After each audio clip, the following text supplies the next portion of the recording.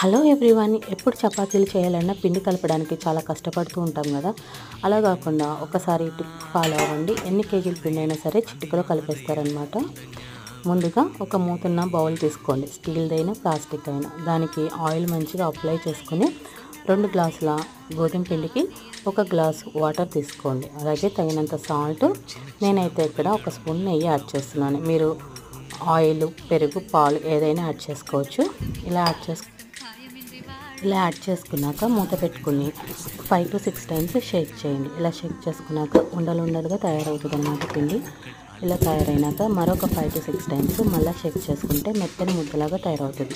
ఇప్పుడు చేతికి oil apply చేసుకుని పిండిని మొత్తాన్ని దగ్గర కనుక్కొని ఒక 15 నుంచి 20 నిమిషాల వరకు రెస్ట్ ఇస్తే మెత్తటి మృదువైన చపాతీలు రెడీ అయిపోతాయి. కానీ ఛానల్ ఎవరైనా ఫస్ట్ టైం చూస్తున్నట్టయితే ప్లీజ్ సబ్స్క్రైబ్ చేసుకోండి. అలాగే లైక్ చేయండి, షేర్ చేయండి. మరొక మంచి వీడియోతో మీ ముందుకు వస్తాను.